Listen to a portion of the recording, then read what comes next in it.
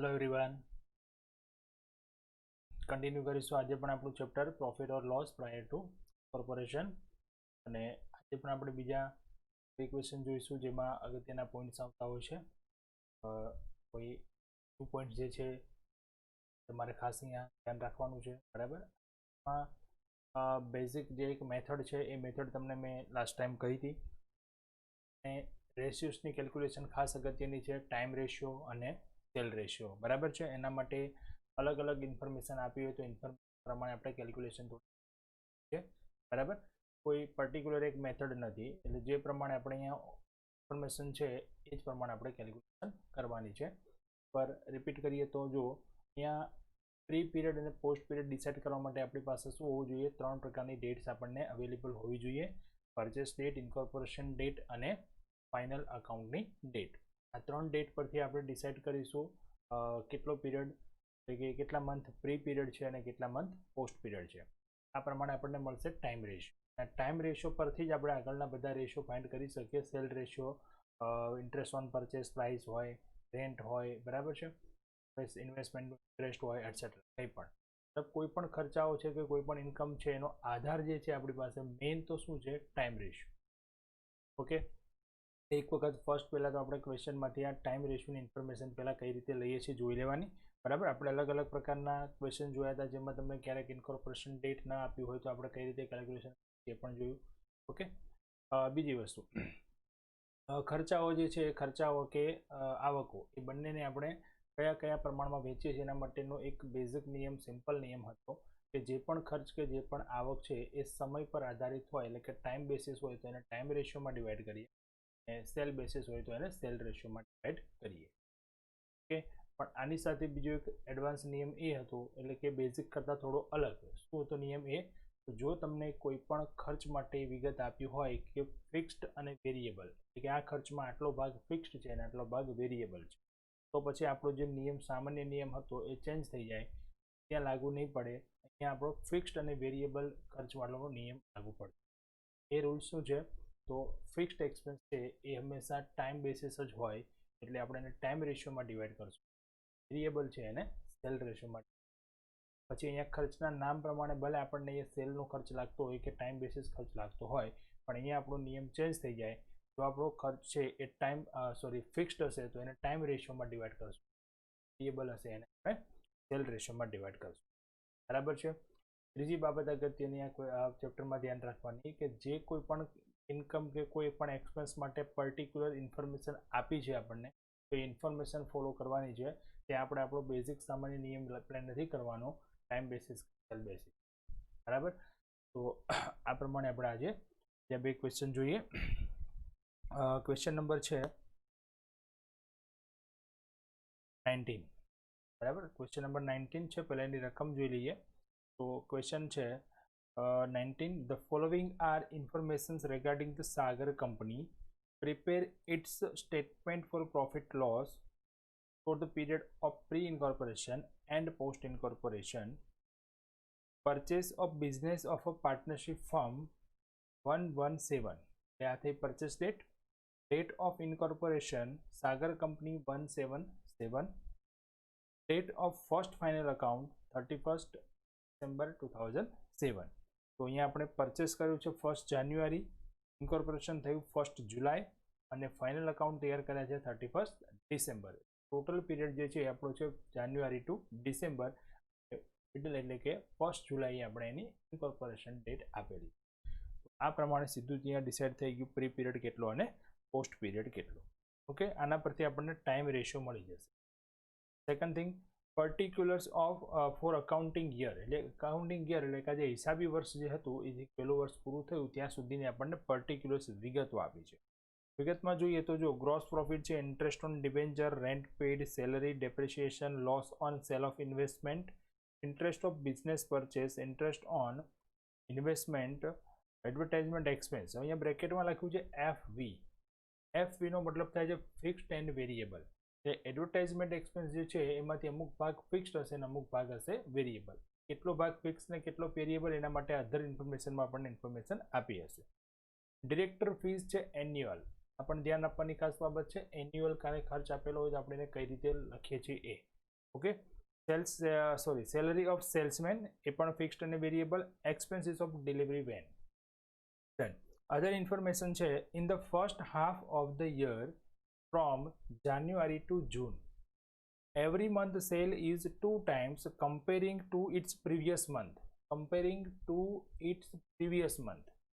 First half of the year એટલે કે જાન્યુઆરીથી જૂન પેલા જે 6 મંથ છે એ 6 મંથમાં સેલ કઈ રીતે છે, તો સેલ માટે ઇન્ફોર્મેશન આપી છે એવરી મંથ, એટલે સેલ જે ઇન્ફોર્મેશન આપી છે મંથલી છે, ટોટલ 6 મંથનું નથી કીધું. Every month sale is 2 times comparing to its previous month, એટલે અગાઉના મંથ કરતાં એનું સેલ ડબલ છે. એટલે સપોઝ માનો કે ફર્સ્ટ મંથ આપણો અહીંયા કયો આવે છે, જાન્યુઆરી. તો જાન્યુઆરીમાં સપોઝ માનો કે હું 1 લઉં તો ફેબ્રુઆરીમાં થઈ જશે 2, પ્રીવિયસ મંથ કરતાં ડબલ. એટલે ફેબ્રુઆરી માટે પ્રીવિયસ મંથ કયો થાય, જાન્યુઆરી. તો જાન્યુઆરીમાં આપણે સપોઝ લઈએ 1 તો ફેબ્રુઆરીમાં થઈ જશે 2, તો પછી માર્ચમાં થઈ જશે 4, પછી 8, એટલે કે પ્રીવિયસ મંથ કરતાં ડબલ. એટલે એના અગાઉનો એક્ઝેક્ટ એના અગાઉનો જે મંથ આવે છે એના કરતાં ડબલ સેલ થઈ જશે from January to June. Okay, first half મંથમાં આપણે હાફ યરની આ ઇન્ફોર્મેશન આપી છે. અને ફર્સ્ટ હાફ યર એટલે કે જાન્યુઆરી ટુ જૂન એ જ આપણો પ્રી પીરિયડ છે, બીકોઝ ઇન્કોર્પોરેશન ડેટ છે 1 જુલાઈ. And the second half of the year from July to December every month sale is half comparing to its previous month. બંનેમાં ઓપોઝિટ છે. જુઓ, ફર્સ્ટ 6 મંથમાં શું હતું, પ્રીવિયસ મંથ કરતાં ડબલ, અને પછી જુલાઈ ટુ ડિસેમ્બરમાં શું કહ્યું છે, પ્રીવિયસ મંથનું હાફ છે. બરાબર, તો આના પરથી સેલ રેશિયો ફાઇન્ડ કરવાનો છે. તો સેલ રેશિયોની આ આપણને અલગથી એક નવી ઇન્ફોર્મેશન આપી છે. 3 ટાઈપની ઇન્ફોર્મેશન અત્યાર સુધી, બરાબર છે. એક આપણને સેલ આપી દીધું હોય અને બંને ટાઈપનું બંને ભાગનું કેટલું સેલ છે એ આપ્યું હોય તો આપણે ઇઝીલી સેલ રેશિયો ફાઇન્ડ કરી શકીએ. સેકન્ડ થિંગ, આપણને કમ્પેરિઝન આપી હોય કે પર મંથ સેલ આટલું છે, બરાબર છે, અને એવરેજ સેલ કરતાં આટલું છે. એવરેજ સેલ સાથે કમ્પેર કર્યું તો ત્યાં આપણે કેલ્ક્યુલેશન કરતા હતા, ટોટલ સેલ એઝ્યુમ કરીએ 12, એટલે એવરેજ સેલ થઈ જાય 1, પછી જેટલા મંથનું આપ્યું છે લખી બાકીની આપણે કેલ્ક્યુલેશન કરીએ. બરાબર, આ સેકન્ડ પોઈન્ટ. આ જે છે થર્ડ પોઈન્ટ. વચ્ચે પણ અમુક વિગત આપી હતી, પણ એક નોર્મલ વિગત હતી જેમાં તમને કમ્પેરિઝન આપી હતી કે પ્રી પીરિયડમાં આટલું સેલ છે અને પોસ્ટ પીરિયડમાં આટલું સેલ છે. આપણે રેશિયો સીધો ડાયરેક્ટ આપણને વર્ડમાં આપેલો હતો, જેને આપણે ફિગરમાં કન્વર્ટ કર્યું. બરાબર, તો અહીંયા પણ સેમ આ વસ્તુ છે કે જે ઇન્ફોર્મેશન છે એ પ્રમાણે આપણે સેલ રેશિયો ગણીશું. Okay, purchase price is paid on 31/7/7. Purchase પ્રાઇસનું પેમેન્ટ ક્યારે કરવું એની ડેટ આપી. તો એ શેના માટે, અહીંયા જો તમને interest of purchase business purchase આપ્યું 4200, તો એના માટે આપણને ડેટ આપી છે કે આ તારીખે આપણે પેમેન્ટ કર્યું છે. અને આ જે ડેટ છે એ ડેટ આવે છે આફ્ટર ઇન્કોર્પોરેશન પછી. તો પછી આપણે એનો ટાઈમ રેશિયો અલગથી ફાઇન્ડ કરવો પડે. ઇન્વેસ્ટમેન્ટ હવે સોલ્ડ ઓન 31 May 7. ઇન્વેસ્ટમેન્ટ માટે કોઈ ઇન્ફોર્મેશન હતી? યસ, ફર્સ્ટમાં જો લાસ્ટ હતી loss on sale of investment, અહીંયા સેકન્ડ હતી interest on investment. Interest on investment એ આપણી ઇન્કમ થશે અને loss on sale of investment એ આપણો એક્સપેન્સ છે. હવે ઇન્વેસ્ટમેન્ટ ક્યારે વેચ્યા છે, તો 31/5, અને આપણે ઇન્કોર્પોરેશન ડેટ હતી 1/7. 1/7 પહેલાં એટલે કે બિફોર ઇન્કોર્પોરેશન છે. તો એના માટે આપણે રેશિયો ફાઇન્ડ કરવાની જરૂર નથી, કોઈ પણ પ્રકારની કેલ્ક્યુલેશનની પણ જરૂર નથી. આ બંને જે વિગત છે ઇન્વેસ્ટમેન્ટની એ બંને વિગત આપણે લખી દઈશું પ્રી પીરિયડમાં જ, તો જે પોસ્ટ પીરિયડમાં કંઈ એનો પાર્ટ આવતો જ નથી. Okay, next, expenses indicating FV, જે આપણને ઉપર એફવી આપ્યું છે, are showing jointly fixed and variable, which indicated variable expenses are half of the fixed expense. તો એમાં રેશિયો કેટલો, એમનું પ્રમાણ કેટલું, તો એ પણ આપી દીધું. વેરિયેબલ એક્સપેન્સીસ જે છે are half of the fixed expense, fix expense કરતાં અડધા છે. એટલે ફિક્સ એક્સપેન્સ હોય 1 તો વેરિયેબલ એક્સપેન્સ થઈ જાય 0.5. ફિક્સ્ડ એક્સપેન્સ હોય 2 તો વેરિયેબલ એક્સપેન્સ થઈ જાય 1. એટલે 1:2 નો રેશિયો છે ફિક્સ એક્સપેન્સ અને વેરિયેબલ એક્સપેન્સ. ઠીક છે, સ્ટાર્ટ કરીએ આપણે કેલ્ક્યુલેશન. તો સમ નંબર 19,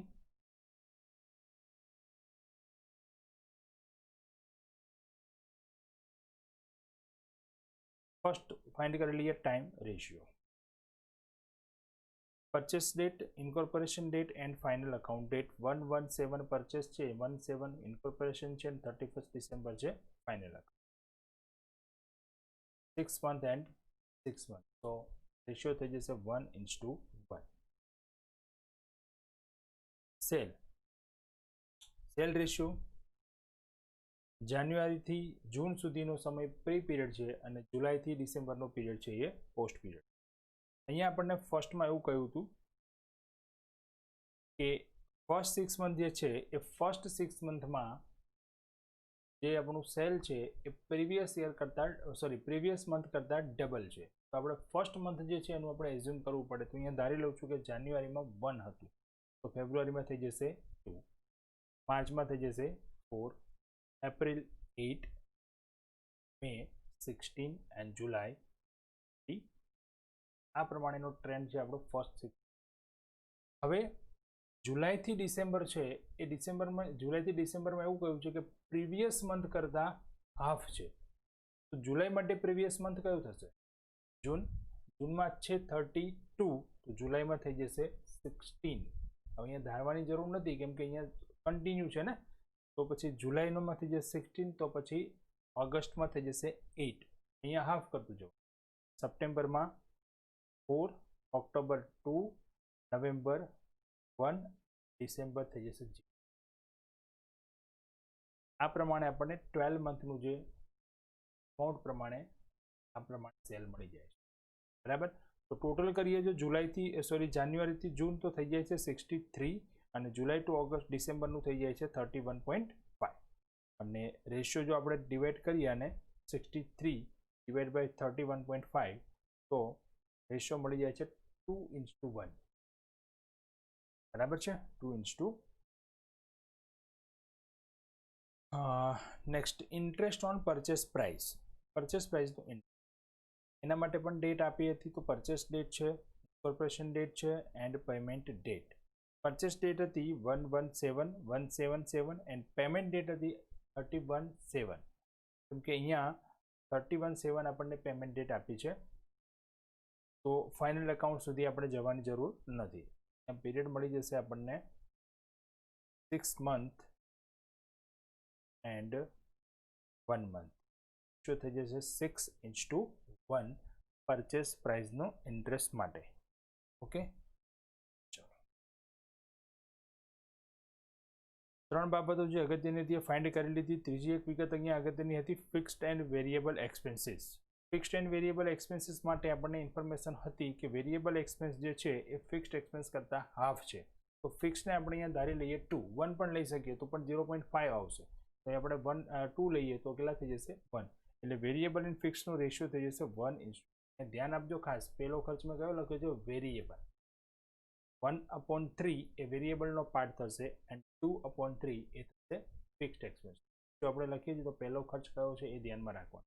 અહીંયા હું પહેલું લખું ફિક્સ્ડ એક્સપેન્સ અને પછી લખું વેરિયેબલ, તો રેશિયો થઈ જાય 2:2. તો પહેલો ભાગ છે એ ફિક્સ એક્સપેન્સ, બીજો ભાગ છે એ વેરિયેબલ એક્સપેન્સનો.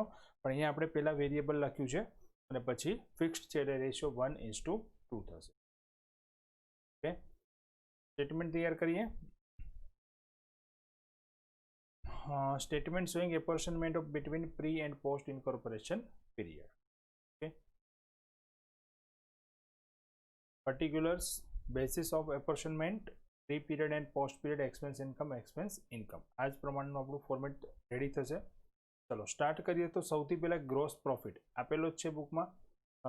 2:1 ડિવાઈડ કરી દઈશું એને, એટલે 79,200 થશે અને 39,600. ત્યાર પછી ઇન્કમમાં હતું ઇન્ટરેસ્ટ, આપણને જે વિગત જેમ આપી છે એ પ્રમાણે કન્ટિન્યુ રાખીશું અહીંયા. તો interest on purchase price check કરી લઈએ રકમમાં. જો ગ્રોસ પ્રોફિટ હતું 1,18,800 અને ઇન્ટરેસ્ટ ઓન ડિબેન્ચર છે. અહીંયા મેં ઇન્ટરેસ્ટ ઓન પરચેસ પ્રાઇસ લખાઈ ગયું છે, ધ્યાન આપજો ખાસ. ઇન્ટરેસ્ટ ઓન ડિબેન્ચર આવશે અને જે છે એ ઇન્ટરેસ્ટ ઓન ડિબેન્ચર એ આપણું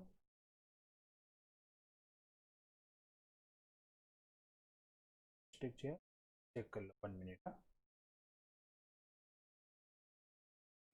આપણે જે ઇન્કમ છે એ ઇન્કમની ડિટેલ જ પહેલાં લખી છે. તો ઇન્કમની ડિટેલ પ્રમાણે અહીંયા બીજી ઇન્કમ છે આપણી એ છે ઇન્ટરેસ્ટ ઓન ઇન્વેસ્ટમેન્ટ. બરાબર, અને ઇન્ટરેસ્ટ ઓન ઇન્વેસ્ટમેન્ટ જે છે એ આપણે લખીશું એટલે એઝ ગિવન કે ઇન્વેસ્ટમેન્ટ જે છે આપણે ક્યારે લખવાના છે બધી જ વિગત એની પ્રી પીરિયડમાં, કેમ કે ઇન્વેસ્ટમેન્ટ છે એ 31 મેના રોજ સેલ કરી દીધા છે, તો એ પ્રી પીરિયડમાં જ આવશે as given. Interest on debenture, હવે જે એક્સપેન્સીસ હતા એ એક્સપેન્સીસમાં ઇન્ટરેસ્ટ ઓન ડિબેન્ચર કંપનીના જ હોય એટલે આપણે ડિબેન્ચરનો ઇન્ટરેસ્ટ છે એ હંમેશા લખીશું પોસ્ટ પીરિયડમાં. દેન રેન્ટ પેઇડ ટાઈમ રેશિયોમાં ડિવાઈડ થઈ જશે, કારણ કે રેન્ટ માટે અધર કોઈ ઇન્ફોર્મેશન આપી નથી, તો આપણા બેઝિક નિયમ પ્રમાણે રેન્ટ એ ટાઈમ બેસિસ એક્સપેન્સ છે તો એને ટાઈમ રેશિયોમાં ડિવાઈડ કરી દઈશું. સેલરી પણ ટાઈમ બેસિસ છે તો ટાઈમ રેશિયોમાં ડિવાઈડ કરી દઈશું. અહીંયા કોઈ પણ જાતની આપણને ઇન્ફોર્મેશન એમ્પ્લોઈઝ માટેની કે કોઈની કેટલી સેલરી એવી કોઈ વિગત આપી નથી, so time ratio. And depreciation પણ ટાઈમ રેશિયો, અહીંયા પણ આપણને કોઈ ડેપ્રિસિએશનની અધર ઇન્ફોર્મેશન નથી. Then loss on sale of investment એ એઝ ગિવન પ્રી પીરિયડમાં થશે, because investment are sold on 31st May 2017 and this date in pre period. Interest on business purchase, yes purchase price, જેના માટે આપણે અલગથી ratio find કર્યો 6:1, કારણ કે પ્રી પીરિયડમાં 6 મંથ કમ્પ્લીટ છે અને પોસ્ટ પીરિયડમાં એટલે કે કંપનીની સ્થાપના થયા પછી 1 મંથ પછી આપણે પરચેસ પ્રાઇસનું પેમેન્ટ કરી દીધું છે, તો એ પ્રમાણે ડિવાઈડ થશે અહીંયા 6:1. એડવર્ટાઇઝમેન્ટ એક્સપેન્સ, હવે એડવર્ટાઇઝમેન્ટ એક્સપેન્સ જે છે એમાં તમે જો ક્વેશ્ચનમાં તો અહીંયા આપણને અમુક ખર્ચની વિગતો આપી હતી, જેમાં ફિક્સ એન્ડ વેરિયેબલ પાર્ટ હતો. એમાં એક એડવર્ટાઇઝમેન્ટ છે, એક સેલરી છે, આ બંને. તો એડવર્ટાઇઝમેન્ટમાં જે છે એના આપણે પહેલાં ફિક્સ્ડ અને વેરિયેબલમાં કન્વર્ટ કરી અને પછી ડિવાઈડ કરીશું, બરાબર. તો એડવર્ટાઇઝમેન્ટનો ફિક્સ પાર્ટ થશે, ફિક્સ આપણે રેશિયો ફાઇન્ડ કર્યો તો વેરિયેબલ એન્ડ ફિક્સ 1:2, એટલે ફિક્સ એક્સપેન્સનો ભાગ કેટલો થઈ જાય 2/3, વેરિયેબલ થઈ જાય 1/3. તો ફિક્સ્ડ એક્સપેન્સ છે એ ટાઈમ રેશિયોમાં ડિવાઈડ કરશું એટલે 5,400 થશે, અને વેરિયેબલ એક્સપેન્સ છે એને આપણે 16,000 × 1/3 એને ઇક્વલ ટુ જે પણ ખર્ચ આવે છે એને 2:1 ડિવાઈડ કરશું એટલે સેલ રેશિયોમાં ડિવાઈડ થશે, બરાબર. ડિરેક્ટર ફીઝ, હવે ધ્યાન આપજો ખાસ, ડિરેક્ટર ફીઝ એન્યુઅલ આપી છે પણ આપણે એન્યુઅલ નથી લખવાની. ડિરેક્ટર ફીઝ છે એ પોસ્ટ પીરિયડનો એક્સપેન્સ છે અને કંપનીની સ્થાપના થયા પછી ડિરેક્ટર ફીઝ એપ્લાય થાય, તો અહીંયા પૂરેપૂરી નથી લખી દેવાની. પોસ્ટ પીરિયડમાં કેટલો પીરિયડ હતો? ઓનલી 6 મંથ, તો ડિરેક્ટર ફીઝ પણ આપણે કેટલી લખવાની છે? Only 6 month. આખું વર્ષ એ તો આપણે જાન્યુઆરીથી લઈને ડિસેમ્બર સુધીનું વર્ષ ગણાય, પણ જાન્યુઆરીથી જૂન સુધી તો કંપનીની સ્થાપના જ નથી થઈ, તો ડિરેક્ટર ક્યાંથી આવશે અને ફીઝ ક્યાંથી આવે? તો અહીંયા ડિરેક્ટર ફીઝ આપણને કન્ફ્યુઝન માટે એન્યુઅલી આપેલી છે, પણ આપણે એને સુધારીને કરવાની છે 6 મંથની, કારણ કે પોસ્ટ પીરિયડ જે છે એ 6 મંથનો છે. એટલે જ્યારે પણ ડિરેક્ટર ફીઝ કે શેર ટ્રાન્સફર ફીઝ એન્યુઅલી આપેલ હોય તો આપણે એને પોસ્ટ પીરિયડના જે પણ મંથ હોય એ મંથની કન્વર્ટ કરી, બરાબર. તો અહીંયા 21,600 યરલી છે અને 6/12 કરશું તો પોસ્ટ પીરિયડમાં આવી જશે 10,800. સેલરી ઓફ સેલ્સમેન, અહીંયા પણ ફિક્સ અને વેરિયેબલ પાર્ટ હતો, તો ફિક્સ પાર્ટ છે 2/3 અને જે ટાઈમ રેશિયોમાં ડિવાઈડ થઈ જાય છે, અને વેરિયેબલ છે એ ડિવાઈડ થઈ જશે સેલ રેશિયોમાં. Okay. Expenses of delivery van એ ટાઈમ રેશિયોમાં ડિવાઈડ કર્યા છે. Time ratio expenses of delivery van એ સેલ રેશિયોમાં ડિવાઈડ થશે. કરેક્શન કરી લો. Okay. Expenses of delivery van એ સેલ રેશિયોમાં ડિવાઈડ થશે એટલે 2,400 and 1,200 ટોટલ. રાઈટ. પ્રોફિટ આવી જશે, કારણ કે બંનેમાં જોઈએ તો કમ વધારે છે. ટોટલ થાય છે 79,800 પ્રી પીરિયડમાં અને 47,000 પ્રોફિટ છે, એન્ડ પોસ્ટ પીરિયડમાં છે 39,000 એન્ડ પ્રોફિટ થાય છે 3,400. ઓકે. ચલો, તો ક્વેશ્ચન થઈ ગયો કમ્પ્લીટ. હવે જોઈએ સેકન્ડ ક્વેશ્ચન છે સમ number 17.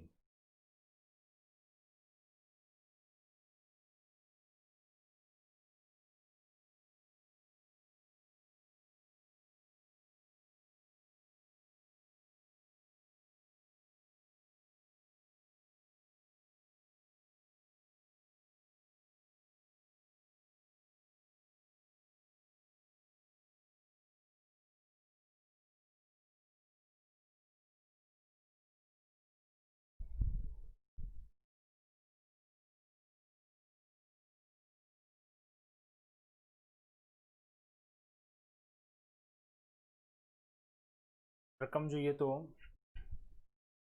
IOC company limited was incorporated on 1st May 2010 to take over the business of Paras Traders from 1/1/10.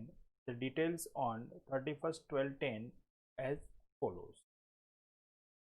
Incorporation date થશે અહીંયા 1st મે, પરચેસ ડેટ થાય છે 1st જાન્યુઆરી, એન્ડ અહીંયા એવું નહીં કહ્યું કે ફાઇનલ એકાઉન્ટ્સ આ તારીખે તૈયાર કર્યા, પણ આ તારીખની વિગતો આ પ્રમાણે છે એવી સૂચના આપી છે, બરાબર. The details on 31st December 10 as follow, મતલબ કે આપણે આ જ તારીખે વાર્ષિક હિસાબો તૈયાર કર્યા છે, બરાબર.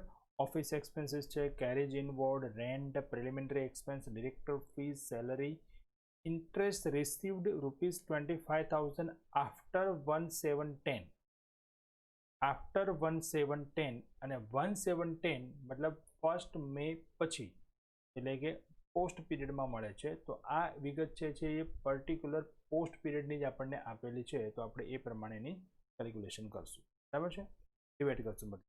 સેલિંગ એક્સપેન્સમાં 25% વેરિયેબલ છે, તો 75% થઈ જશે ફિક્સ્ડ. ડિબેન્ચર ઇન્ટરેસ્ટ, બેડ ડેબ્ટ્સમાં એવું કહ્યું છે અપ ટુ 1/5/10/550, કયા પીરિયડની કેટલી બેડ ડેબ્ટ છે ઓલરેડી આપી જ દીધી છે અહીંયા, તો પછી આપણે એને રેશિયોમાં ડિવાઈડ કરવાની જરૂર નથી, એઝ પર ગિવન જે ઇન્ફોર્મેશન છે પ્રમાણે. ઇન્ટરેસ્ટ ઓન પરચેસ પ્રાઇસનું પેમેન્ટ કર્યું છે 1/6, તો એના માટે અલગથી ટાઈમ રેશિયો ગણવો પડશે, કારણ કે 1/6 જે છે એ ડેટ આવે છે આફ્ટર ઇન્કોર્પોરેશન ડેટ પછી, તો આપણે રેશિયો ફાઇન્ડ કરવો પડશે. Other details, advertisement expense 7,500 are included in office expenses. मतलब ऑफिस एक्सपेન્સમાં એડવર્ટાઇઝમેન્ટ એક્સપેન્સનો સમાવેશ થાય છે. હવે ઓફિસ એક્સપેન્સ છે એ ટાઈમ બેસિસ એક્સપેન્સ છે, ટાઈમ રેશિયોમાં ડિવાઈડ થાય, બટ એડવર્ટાઇઝમેન્ટ છે એ સેલ રેશિયોમાં ડિવાઈડ થાય.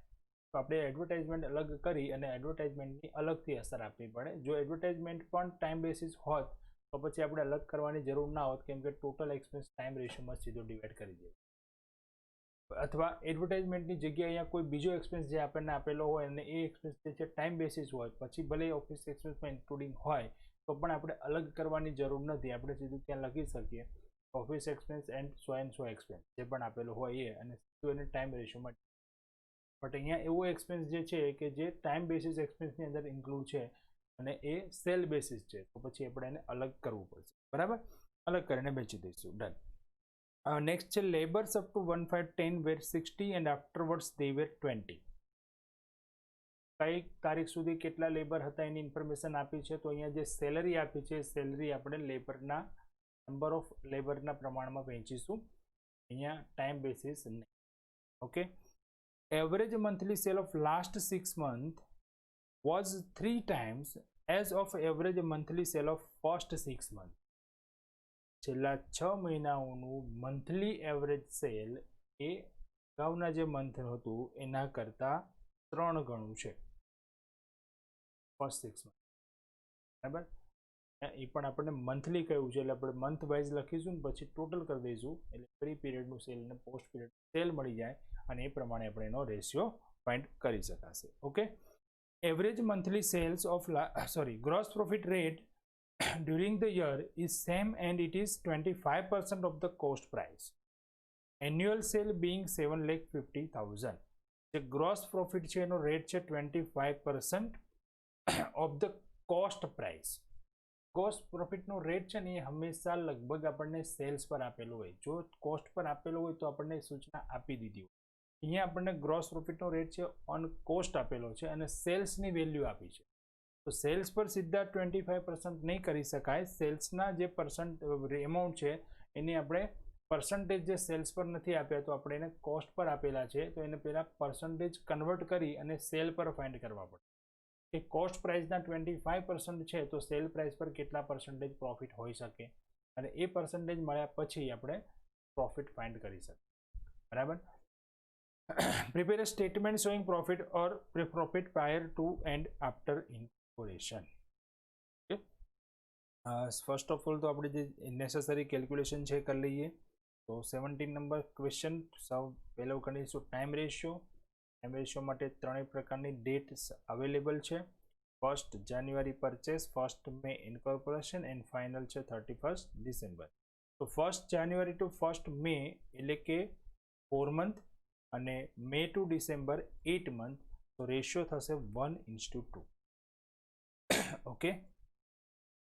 દેન સેલ રેશિયો માટે આપણને જે ઇન્ફોર્મેશન આપી હતી એ પ્રમાણે જાન્યુઆરી, ફેબ્રુઆરી, માર્ચ, એપ્રિલ આ 4 મંથ એટલા માટે અલગ લખ્યા, એ પ્રી પીરિયડ છે, અને મે ટુ ડિસેમ્બર એ આપણું પોસ્ટ પીરિયડ છે. હવે રેશિયો જે અહીંયા આપ્યો છે ને એ 6 મંથ માટે આપેલો છે, અને 4 મંથ જે પ્રી પીરિયડમાં છે ને 8 મંથ પોસ્ટ પીરિયડમાં છે.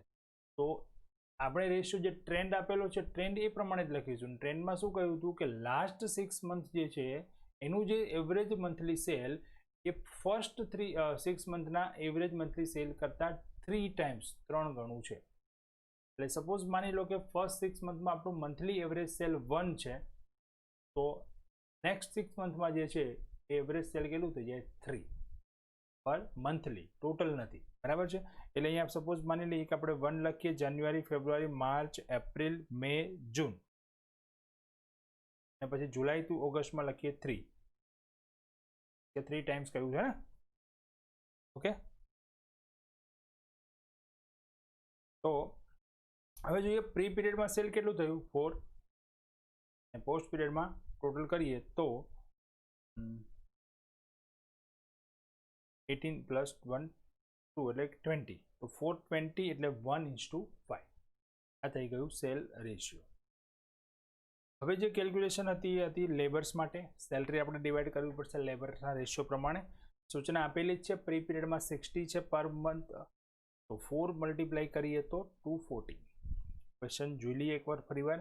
આ ધ્યાનથી સમજો ખાસ. લેબર્સ માટે અથવા વર્કર્સ માટે સૂચના શું આપેલી છે એ.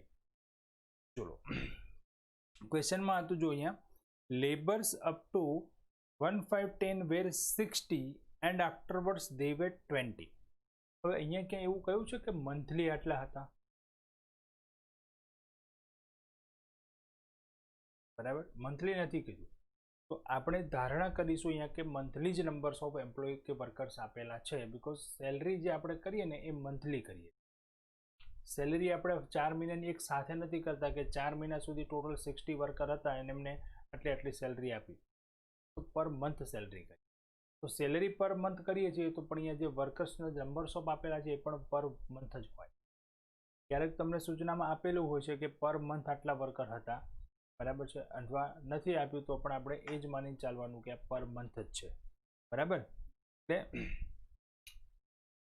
એ પ્રમાણે ગણીશું. તો અહીંયા પ્રી પીરિયડમાં 60 એટલે કે ઇન્ટુ 4 કરીએ તો ટોટલ 240 વર્કર્સને આપણે સેલરી આપી હોય, અને પોસ્ટ પીરિયડમાં 20 વર્કર જ થઈ ગયા અને 8 મંથ હતા એટલે 160 લેબર્સને આપણે પેમેન્ટ કર્યું હોય, તો 24:16 રેશિયો થઈ જશે, અને 6:4 આપણે કહી શકાશે. ડિવાઈડ કરીએ હતું તો 6:4 અને 3:2 એટલે કે 3:2 એ લાસ્ટ આપણો લેબર રેશિયો રહેશે. Number of employ, number of labours. અચ્છા, ઇન્ટરેસ્ટ ઓન પરચેસ પ્રાઇસ માટે પણ purchase date, incorporation date, then final accounts નહીં આવે. અહીંયા પણ ધ્યાન આપજો ખાસ. અહીંયા આવશે પેમેન્ટ ડેટ. કરેક્શન આપી દઈશ તમને પીડીએફમાં. ફાઇનલ અકાઉન્ટ નહીં આવે, શું આવશે? Payment date. 1/1/15 એન્ડ 1/6 એટલે 4 મંથ બિફોર એટલે 1 મંથ આફ્ટર. તો 4:1 થઈ જશે પરચેસ પ્રાઇસનું માટેનો રેશિયો. યસ, ગ્રોસ પ્રોફિટ અગત્યની કેલ્ક્યુલેશન આ ક્વેશ્ચનમાં. ગ્રોસ પ્રોફિટનો જે રેટ છે આપણને શેના પર આપ્યો છે? કોસ્ટ પર. આપણી પાસે કોસ્ટ પ્રાઇસ નથી, તો એઝ્યુમ કરો, ધારણા કરી લઈએ આપણે કે કોસ્ટ પ્રાઇસ સપોઝ માનો કે 100 છે, કોસ્ટમાં પ્રોફિટ પ્લસ કરીએ 25% એટલે કે 25, તો 125 એ શું મળી જાય? Sale price. હવે જો 125 સેલ્સ હોય તો પ્રોફિટ કેટલો થાય છે? 25. આપણે જે આધાર લેવો છે પર્સન્ટેજનો આધાર, એ શેના પર લેવો છે? સેલ્સ પર. અત્યારે આપેલો છે શેના પર છે? કોસ્ટ પર. અને આપણે સેલ પર શું કામે ફાઇન્ડ કરવો છે? કારણ કે આપણને આપેલી વેલ્યુ છે સેલ્સની છે, તો આપણે સેલ્સના સીધા 25% ના કરી શકીએ, કારણ કે 25% તો કોસ્ટ પ્રાઇસના છે, સેલ્સના નથી. તો આપણે 25% કોસ્ટના છે, તો સેલ્સ પર કેટલા પર્સન્ટેજ થાય એ પહેલાં ગણવું. તો અહીંયા આપણે કહી શકીએ ને કે 125 રૂપીસ સેલ્સ હોય ત્યારે પ્રોફિટ છે કેટલો? 25. તો હાઉ મચ એટ 100? તો એ કેટલા થશે? તો આપણે કન્વર્ટ કરી શકીએ તો 20% પ્રોફિટ તો 7,50,000 ઇન્ટુ 20% એટલે 1,50,000 બરાબર છે. ટોટલ સેલ ક્રોસ પ્રોફિટ મળી જશે. Yes, interest received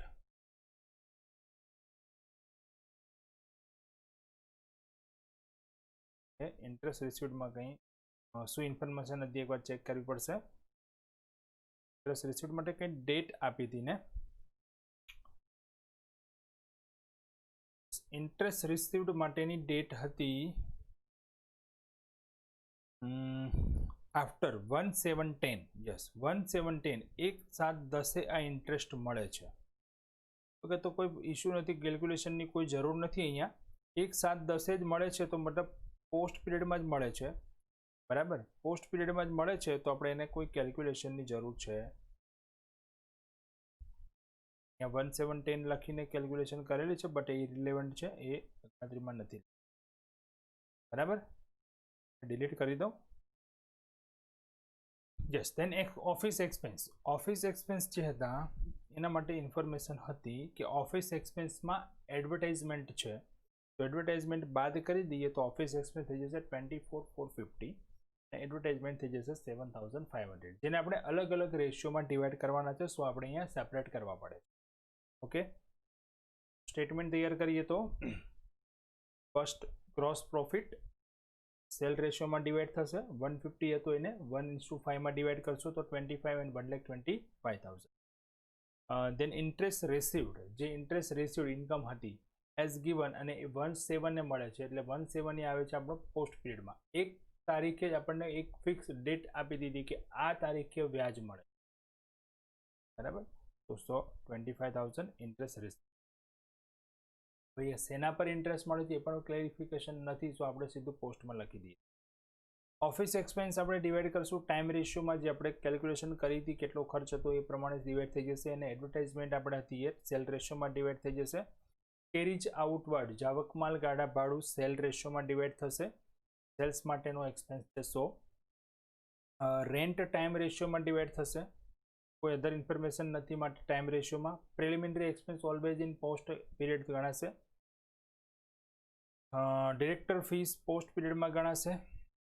salary labour, salary માટે અહીંયા ઇન્ફોર્મેશન હતી એઝ ગિવન, આપણે રેશિયો ફાઇન્ડ કર્યો તો નંબર ઓફ લેબર્સમાં. બરાબર, તો એ પ્રમાણે અહીંયા થઈ જશે.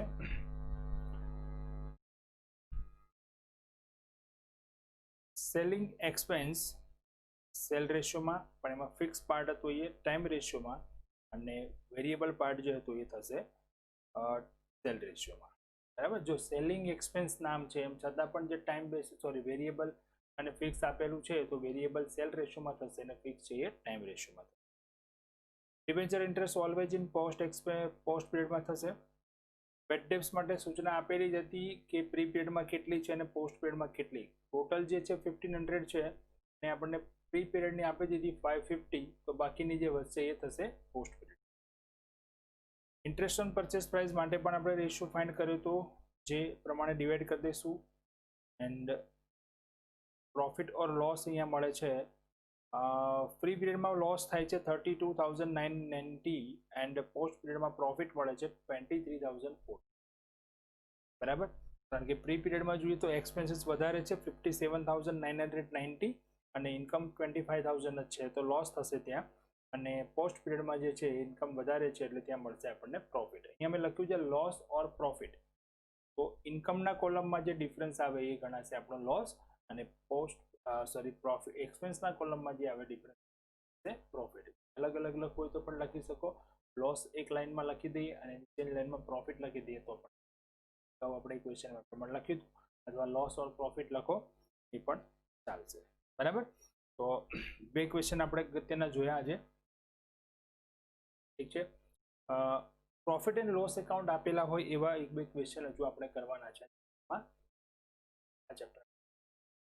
અહીંયા આ ચેપ્ટરમાં હું તમને હોમવર્ક નથી આપતો કંઈ પણ, મતલબ તમારે પ્રેક્ટિસ માટે જે ક્વેશ્ચન આપણે કરીએ છીએ ને અહીંયા એના એ જ ક્વેશ્ચન તમારે જાતે કરવાના છે, અને આન્સર તમારી સામે છે એટલે તમે એક વખત ચેક કરી શકશો ક્યાં મિસ્ટેક થાય છે. કારણ કે બુક્સમાં ઘણી વખત અહીંયા આન્સરમાં થોડું ઘણું વેરિએશન આવે છે અને નવા પોઈન્ટ્સ જે અંદર ડિફરન્ટ ટાઈપ્સના પોઈન્ટ્સ આપેલા હોય છે જે આપણે રિલેવન્ટ પણ નથી આપણા સિલેબસ પ્રમાણે, તો એવા આપેલા હોય છે. સો તમને વર્ગનું લગતી આપી શકું.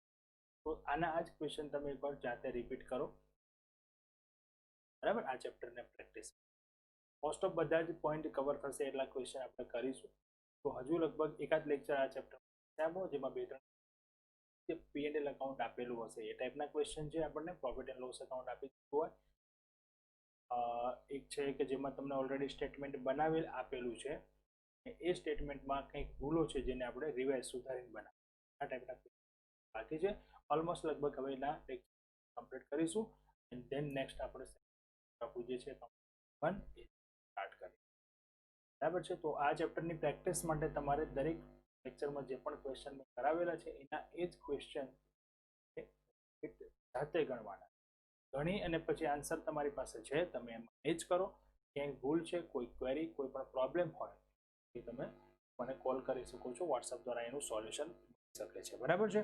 અને એ સિવાય પણ કોઈ પણ અગાઉ પણ આપણે જે ક્વેશ્ચન ચેપ્ટર સોલ્વ કર્યા છે જેની તમે પ્રેક્ટિસ કરતા હોય કે કંઈ પણ હોય, ક્યાંય પણ કોઈ પ્રોબ્લેમ તો હવે ત્યારે તમે પૂછી શકો છો, ઠીક છે. મારો નંબર અહીંયા આપી દઉં છું દરેકને, ડાયરેક્ટ તમે મને કોલ કે વોટ્સઅપ કરી શકો છો. Okay friends, thank you. Next લેક્ચરમાં મળીએ.